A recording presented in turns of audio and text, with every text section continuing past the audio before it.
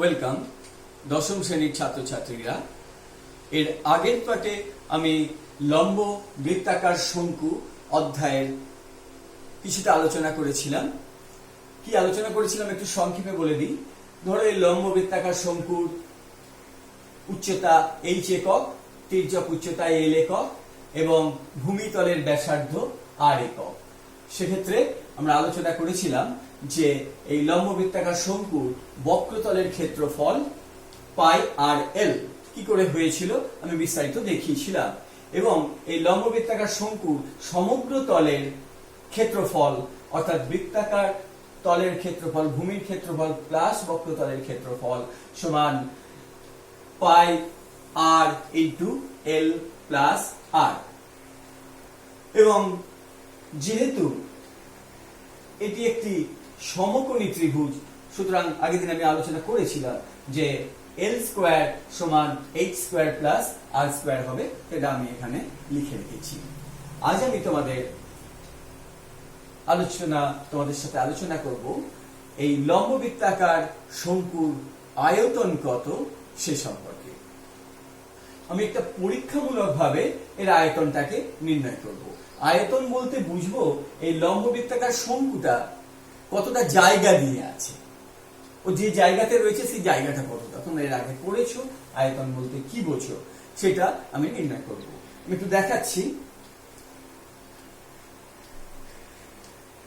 এটা একটা লম্ব বৃত্তাকার শঙ্কু। এটা ভেতরটা ভরাট থাকলে নিরেট, আর এইটা হচ্ছে ফাঁপা। এটাকে এইভাবে ধরলে এটা যতটা জায়গা নিয়ে আছে মানে এর ভেতরটা নিয়ে আর এর দুটোর আয়তন সমান, সুতরাং এর আয়তন আর এর আয়তন প্রায় একই আমি বলতে পারি। এখন এইটা যেহেতু খুব পাতলা, সুতরাং এইটাতে আমি যদি সম্পূর্ণ জলপূর্ণ করি, কানায় কানায় জলপূর্ণ করি, তাহলে বলা যায় সেই জলের যে আয়তন হবে সেটাই হবে এই লম্ব বৃত্তাকার শঙ্কুটির আয়তন। এখন এই ধরনের একটা লম্ব বৃত্তাকার শঙ্কু এখানে রয়েছে, দেখতে পাচ্ছ।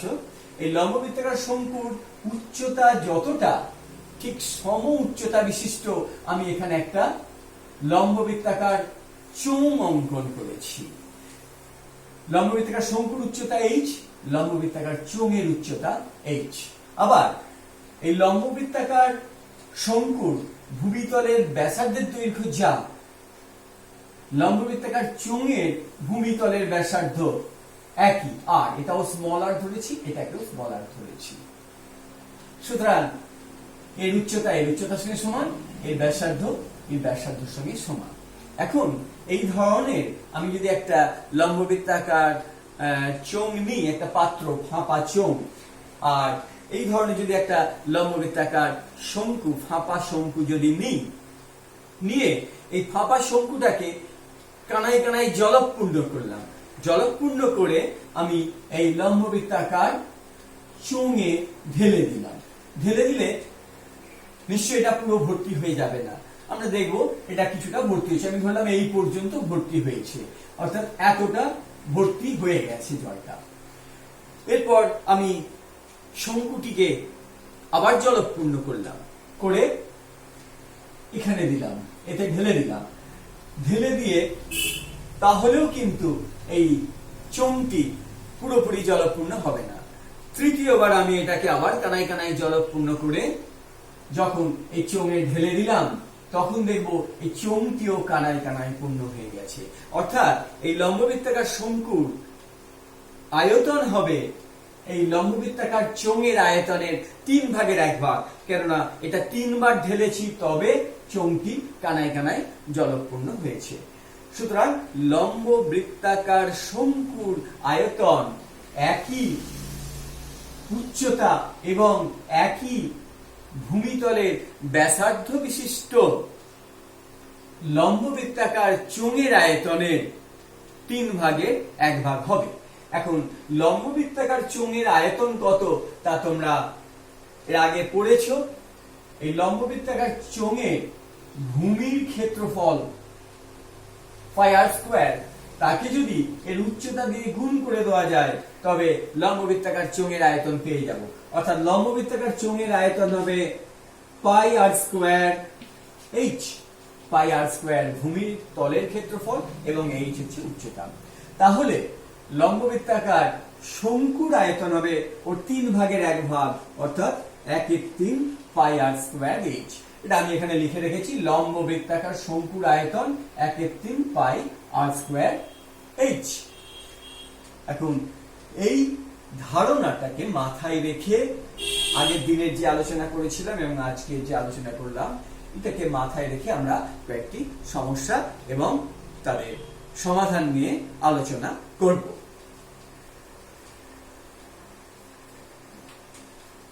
আমি তোমাদের এই বোর্ডে দুখানা সমস্যা লিখে রেখেছি।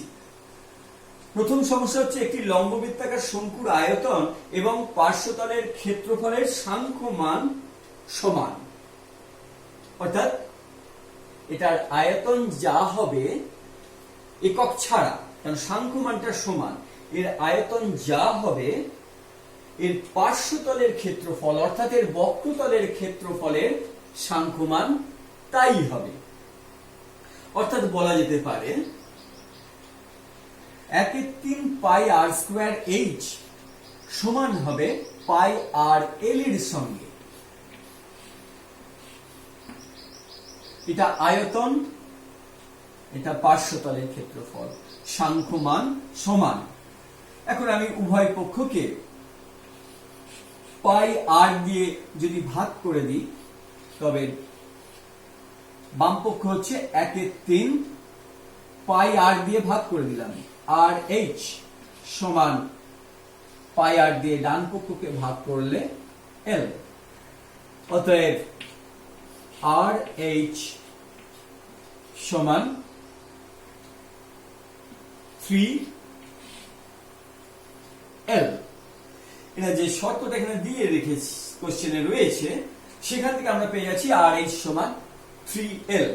এখন তোমায় কি সমাধান করতে হবে? এখানে বলে দেওয়া আছে শঙ্কুটির উচ্চতা এবং ব্যাসার্ধের দৈর্ঘ্য যথাক্রমে h একক এবং r একক হলে 1/h² প্লাস 1/r² এর মান তোমাকে নির্ণয় করতে হবে। আমি পেয়ে গেলাম RH সমান 3L। আমায় নির্ণয় করতে হবে 1/h² প্লাস 1/r² এর মান কত। তাহলে আমি লিখছি, অতএব 1/h² প্লাস 1/r² সমান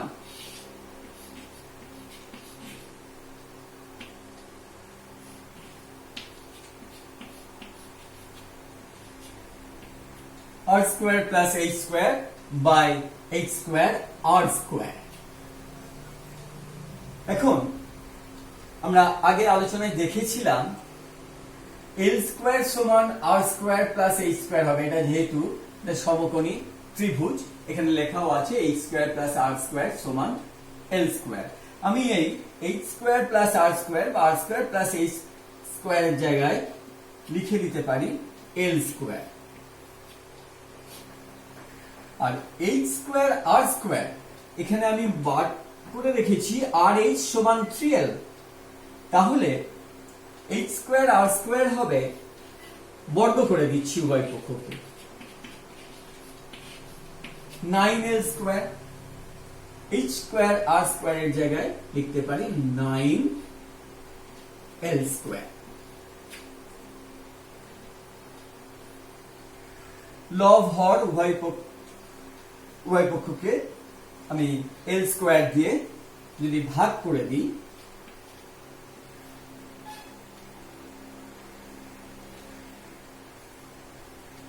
এটা হবে 1/9।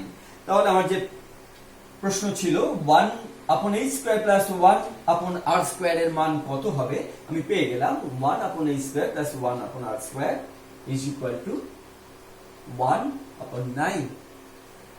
এবার আমি চলে আসছি দ্বিতীয় সমস্যাটির ক্ষেত্রে। দ্বিতীয় সমস্যাটিতে বলা আছে লম্ববৃত্তাকার শঙ্কু আকৃতির একটি তাঁবু তৈরি করতে 77 বর্গমিটার ত্রিপল লেগেছে। তাঁবুটা তৈরি করতে ত্রিপল লেগেছে। এখন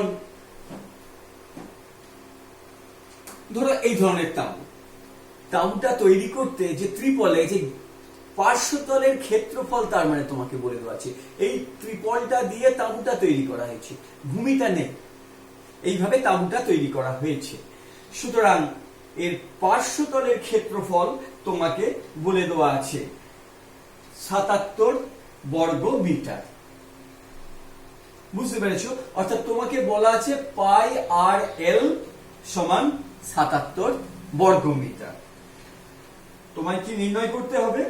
তাঁবুটির তির্যক উচ্চতা যদি 7 মিটার হয়, তির্যক উচ্চতাও বলে দেওয়া আছে এখানে, এইটা তির্যক উচ্চতা, এল বলে দেওয়া আছে 7 মিটার। তোমাকে নির্ণয় করতে হবে ভূমিতলের ক্ষেত্রফল কত, অর্থাৎ এই ক্ষেত্রফলটা কত তোমায় নির্ণয় করতে হবে। প্রশ্নটা বুঝতে পারছো? প্রশ্ন ভালো করে বুঝবে, সমস্যাটা ভালো করে বুঝবে, তবে তুমি সমাধানটা করতে পারবে। আমি এটা মুছে দিলাম।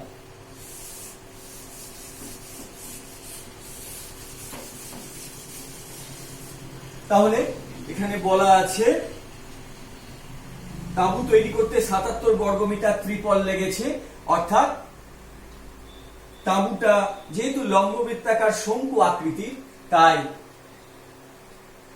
শঙ্কুটির বক্রতলের ক্ষেত্রফল বা পার্শ্বতলের ক্ষেত্রফল পাই আর এল হবে যদি শঙ্কুর অর্থাৎ এখানে তাঁবুর ভূমির ব্যাসার্ধের দৈর্ঘ্য স্মল আর এবং তাঁবুর তির্যক উচ্চতা এল হয়। অর্থাৎ পাই আর এল সমান 77 ধরে নিয়েছি, বলে দেওয়া আছে এখানে। আর তাহলে এটা যেহেতু বর্গ মিটার বলা আছে তোমার, সুতরাং আর এখানে মিটার এককে ধরবো এবং এল কেও মিটার এককে ধরবো। তাহলে পাই আর এল সমান 77 এটা লিখতে পারি। আর বলে দেওয়া আছে তির্যক উচ্চতা 7 মিটার, অর্থাৎ এল সমান 7 মিটার।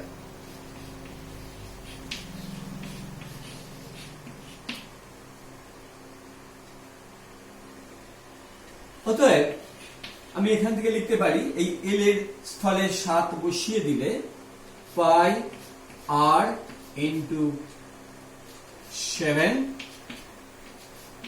ইজ ইকুয়াল টু 77 বা পাই আর 7 দিয়ে উভয় পক্ষকে ভাগ করে দিচ্ছি 11। পাই আর সমান 11 এলো। তোমায় নির্ণয় করতে বলেছে তাঁবুটির ভূমিতলের ক্ষেত্রফল কত, এই ক্ষেত্রফলটা নির্ণয় করতে বলেছে। আমরা জানি ভূমিতলের ক্ষেত্রফল, ভূমিতলের ব্যাসার্ধ আর মিটার যদি ধরে নিই তাহলে ভূমিতলের ক্ষেত্রফল হবে পাই আর স্কয়ার বর্গ মিটার। এইখান থেকে তুমি আর কে বের করে নেবে। আগে পাই আর সমান 11 পেয়েছি, তাহলে বা আর সমান 11 কে পাই দিয়ে ভাগ, পায়ের মান প্রায় 22 সাথে আমরা আগে জেনেছি, তাহলে 11 ইন্টু 22 সাথে দিয়ে ভাগ, অর্থাৎ 7 22 7 2 আর বেরোলো 7 2, অর্থাৎ বক্রতলের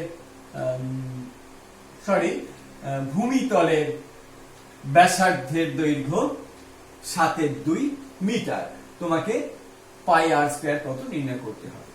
এখানে আর এর জায়গায় আর 7 2 না লিখে সহজ হবে তুমি যদি এটাকে লিখে নাও পাই আর গুণ আর, কেননা পাই আর এর মান আমরা আগে পেয়েছি 11, পাই আর এর জায়গায় 11, তাহলে সহজ হবে 11 আর আর এর স্থলে লিখে দিলাম 7 2, অর্থাৎ 77 2 সমান 38.5। অর্থাৎ পেয়ে গেলাম তাঁবুর ভূমিতলের ক্ষেত্রফল 38.5 বর্গ